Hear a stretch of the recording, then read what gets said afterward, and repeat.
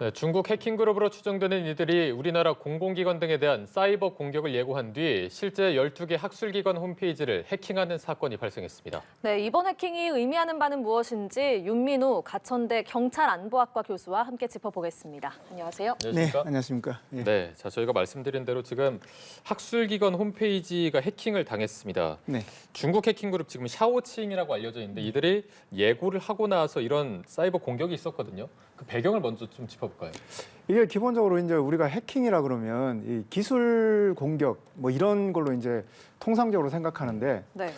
해킹하고 핵티비즘이 좀 다릅니다. 그러니까 핵티비즘이라는 건 이게 행동주의로 그러니까 사이버 공격을 통한 행동주의, 액티비즘의 성격을 갖고 있기 때문에 네.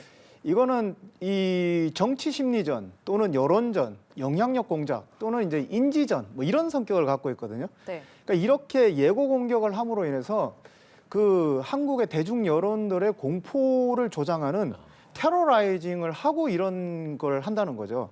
그래서 이제 궁극적으로 전략적으로 의도하는 목표가 무엇인가를 우리가 살펴봐야 되는데 예. 그건 기본적으로 대중들을 불안하게 함으로 인해서 그 정부와 대중들의 틈을 벌리는 뭐 이런 이제 그 전략적인 배후의 어떤 그 의도가 깔려 있다는 거죠. 그래서 이제 이게 통상적인 개념이 아니라 이제 핵티미즘으로 좀 들여다봐야 된다라는 네. 생각입니다. 네, 그러니까 정치 심리전, 여론전, 일종의 공포 조장 이런 걸 위해서 이제 예고를 하고 그런 다음에 실제로 실행에 옮긴 거다 이렇게 볼 수 있는 네네. 것 같습니다. 이번 해킹 조직 샤오칭이라는 로고를 사용합니다. 현재 수사를 하고 있습니다만 중국의 해킹 그룹으로 추정이 되고 있는데 실제로 중국의 해킹 그룹일 가능성은 어느 정도로 보십니까? 저는 뭐 인간사에 100% 완전한 건 없으니까 95%에서 99% 정도 봅니다. 왜냐하면 네. 이제 과거의 사례들을 쭉 보면은 그런 개연성이 있는데 기본적으로 2013년, 14년 이후에 정부의 통제를 완전히 벗어나서 활동하는 그 민간 해킹 조직이 작동할 수 있는 그런 환경이 조성되지 않고 있어요. 중국에서는요? 러시아, 중국 마찬가지고 저는 미국도 그렇게 보고 있는데 왜냐하면 여러분들이 이제 기억하실지 모르겠지만 그 스노든이 폭로했던 그 프리즘 프로그램이라는 게 있는데 그것도 이제 NSA가 그 모니터링 하던 그 프로젝트였거든요. 그러니까 이제 그 기본적으로 러시아, 중국은 그 개인이 자발적으로 인터넷에 접속해서 국가의 통제를 받지 않는다는 거는 뭐 전문가들이 볼 때는 말도 안 되는 얘기고 저는 이제 미국도 상당히 통제를 하고 있기 때문에 네. 2014년, 15년, 16년 사이에 어나니머스 그런 공격들이 거의 나타나지 않았어요. 그런데 최근에 다시 대두되고 있는데 2015년 이전에 어나니머스 공격하고 최근에 나타난 어나니머스 공격하고 조금 패턴이 다릅니다. 그래서 저는 그게 이제 정보와 연계성도 좀 있지 않나라고 보고 있는데 중국 경우는 거의 해킹 그룹은 그 국가의 이제 그 가이던스 또는 지휘 통제를 받는다라고 보고 거기에 이제 뭐랄까요? 중국의 국가 주석을 정점으로 한 최고 지도부가 있으면 그게 이제 전략적 가이던스를 설정을 하면은 그 밑에 이제 실행 컨트롤 타워가 있는데 그게 이제 그 국무원 소속의 이제 MSS 국가안전부라고 하는 우리나라 국정원에 해당하는 조직이 있고 정보 조직이죠. 그리고 이제 그 국무원이 이제 거기에 있습니다. 거기가 이제 핸들을 하는 조직이고 그다음에 이제 중앙군사위원회에 이 인민해방군 총참모부가 있는데 거기에 그 총참모부 산하에 3부가 이제 시긴트와 사이버 작전하는 부대인데 그 3부 밑에 이제 2국이라고 있습니다. 그게 그 유명한 61398 부대인데 그게 이제 그 해커들을 이제 뒤에서 은밀히 컨트롤하는 이제 그 조직이고요. MSS라는 그 국가안전부 산하의 기술정찰국이라고 있는데 거기서 이제 또 따로 그 자체적으로 해킹 조직들을 돌리고 있다. 뭐 이렇게 이제 일을 하시는 게 맞습니다. 네, 일단 예. 교수님께서는 거의 이제 중국 해커들의 소속이고 중국 해커들의 특성상 어떤 중국 정부의 지시를 받기 때문에 어느 정도 그 연관성도 좀 말씀해 주셨는데 아직은 뭐 추정되고 있다라는 게 공식 입장이고요. 저희가 그 가능성으로 좀 계속해서 생각해보고 얘기했을 때는 일단 해킹한 곳을 보니까 다 뭐 학회, 우리말 학회, 고고 학회 등 일반적으로 좀 보안이 취약한 곳이거든요. 왜 이런 곳을 해킹했을까도 궁금한데 그 의도는 어떻게 보십니까?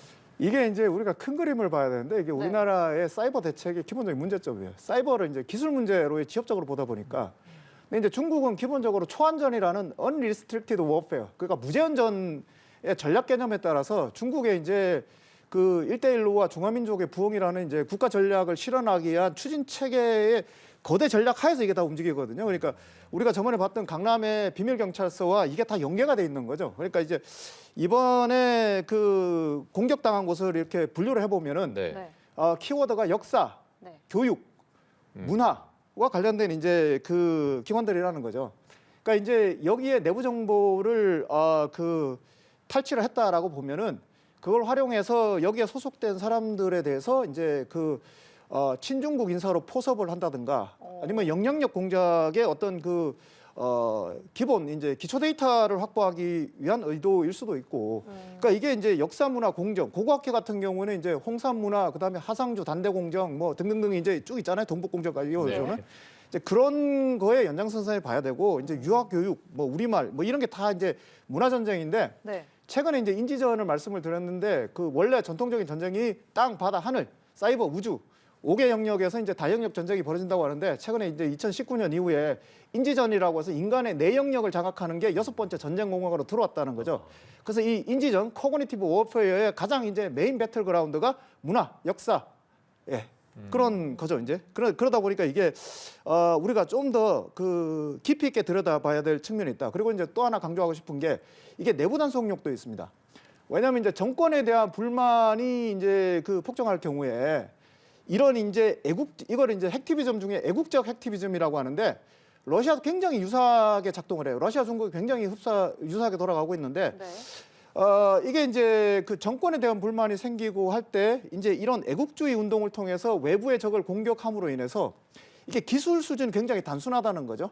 그러니까 이제 그 전문 해커가 아니라 일반인들도 쉽게 다운로드 받아서 이 웹 디페이싱이나 닥싱이나 뭐 이런 그 디도스 공격이라는 데 동참할 수 있기 때문에 자기가 이 전쟁에 참여함으로써 느끼는 전사로서의 어떤 자아정체감, 그다음에 애국심을 불러일으킴으로 인해서 내부의 어떤 그 정권과 국가와 그거에 대한 어떤 그 결집을 끌어모으는 대중동원의 어떤 수단으로 사용할 수 있습니다. 그래서 이런 것들이 전략적 의도가 내부용이냐, 대외용이냐, 아니면 이게 복합된 공격이냐, 이런 것들을 좀 면밀히 들여다봐야 될 측면이 있는 거지.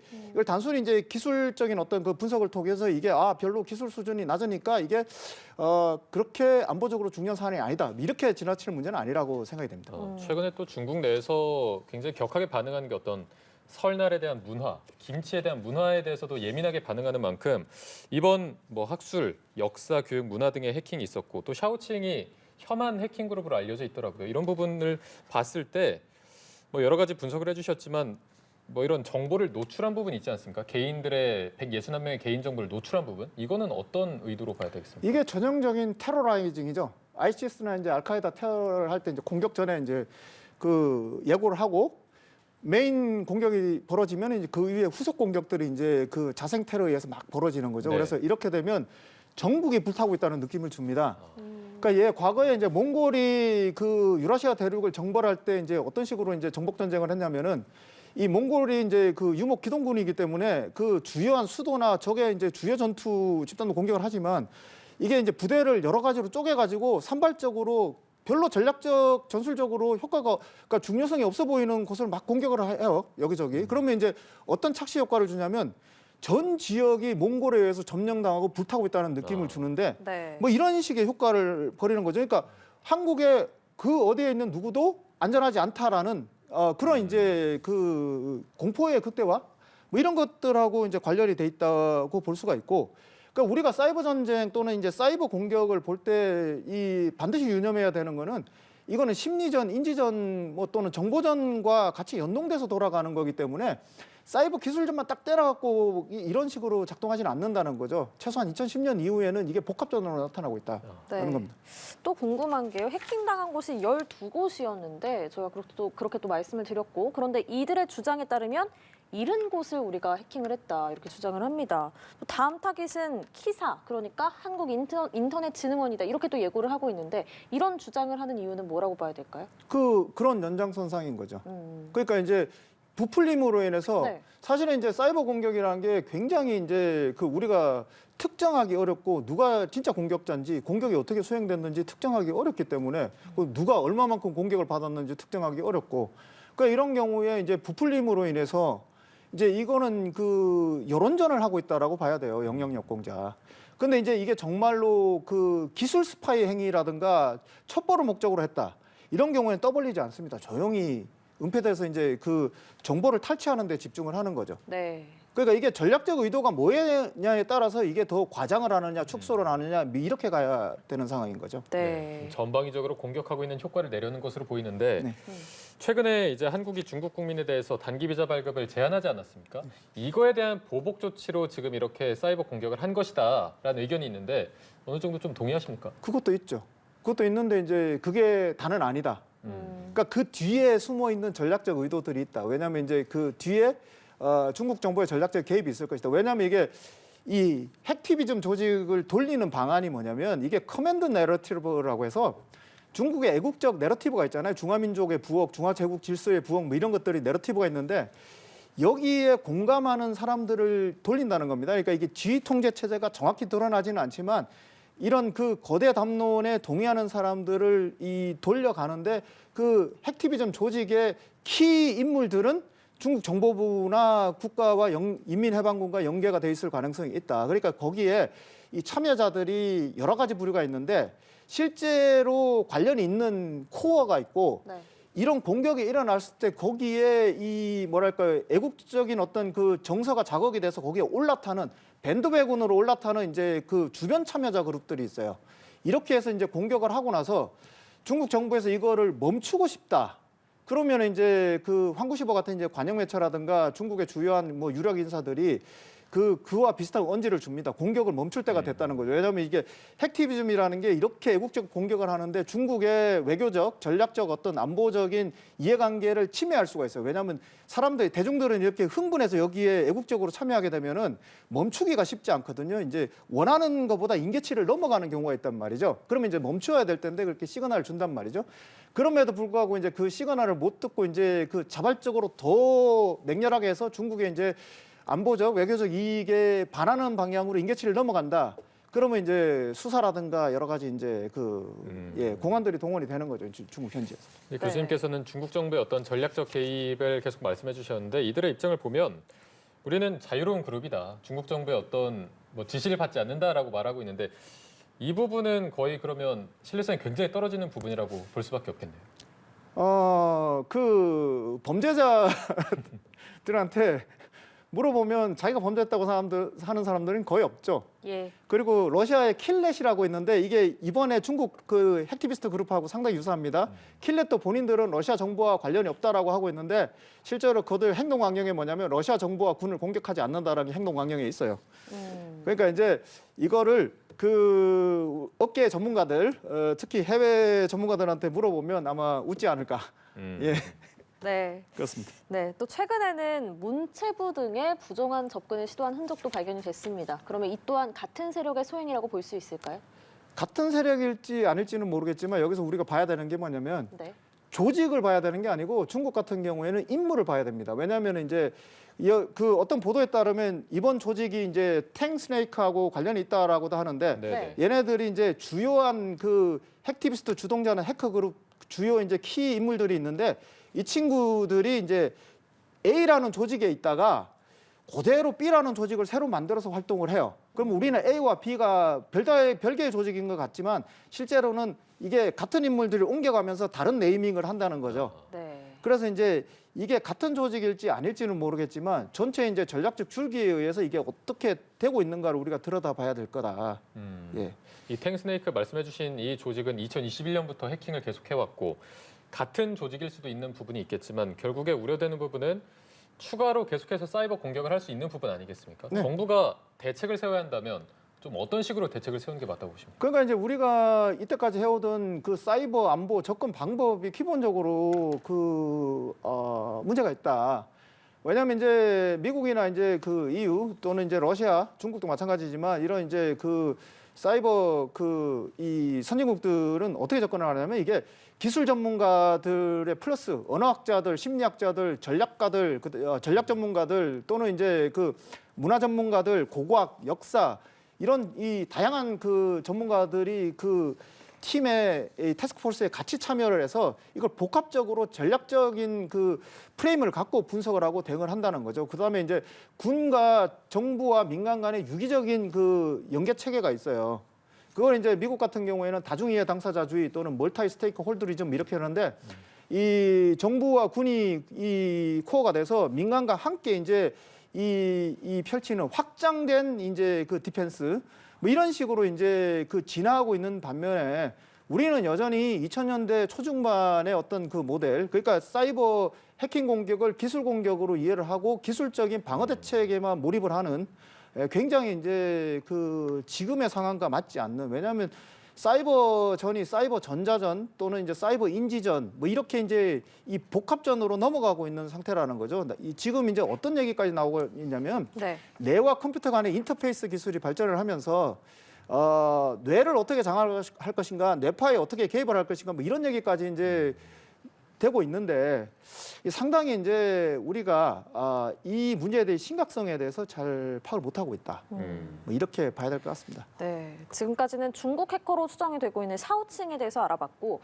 북한의 해킹 움직임도 심상치가 않잖아요. 미국 FBI가 작년에 가상화폐 1,200억 원을 해킹한 조직이 북한이라고 지목을 했습니다. 북한이 이렇게 가상화폐 해킹에 나서는 이유는 뭘까요? 북한은 돈이 필요한 거죠. 예. 예. 그 코로나19도 맞고 이제 미사일과 핵 개발을 계속 해야 되기 때문에 돈이 굉장히 필요한데 이제 경제적으로 굉장히 어렵죠. 그래서 이제 이게 굉장히 이제 외화벌이의 주요한 이제 수단으로, 그리고 상당히 효과를 보고 있다라는 게 이제 그 해외 이제 그 보안업체들의 그 분석이고, 그래서 이제 근데 이제 중국과 비교할 때 중국은 이제 국가의 어떤 그 거대 담론과 거대 전략 그 중앙 컨트롤 타워에 의해서 이게 조직적으로 온오프 라인이 전부 연계가 되어 있는 반면에 북한은 이게 그보다는 위협이 지역적이다. 돈벌이 목적 또는 이제 뭐 이 국내에 있는 그 탈북자 단속, 그다음에 뭐 인권 문제가 제기가 되면 그 인권 문제에 대한 대응. 그러니까 이게 파편적이라는 거죠. 그러니까 봤을 때 북한이 좀 더 돈도 훔쳐가고 뭐 이러기 때문에 이게 더 위협적인 것처럼 시각적으로는 보이지만 제가 볼 때 위협 수준은 중국이 훨씬 더 롱텀이고 훨씬 더 뿌리가 깊다. 이건 심각하게 봐야 될 문제다. 네. 북한도 뭐 위협이 없는 건 아니겠지만 뭐 그렇게 이제 나눠볼 수가 있겠네요. 북한의 해킹 조직의 수법도 굉장히 다양한데 앞서 이제 우리나라 대응의 어떤 한계를 조금 지목해 주신 부분이 있었는데 지금 북한의 해킹 실력, 레벨은 어느 정도라고 보고 계십니까? 북한이 실력이 이제 그다지 높지 않다라고 2015년, 16년까지 그렇게 이제 평가가 있었는데 네.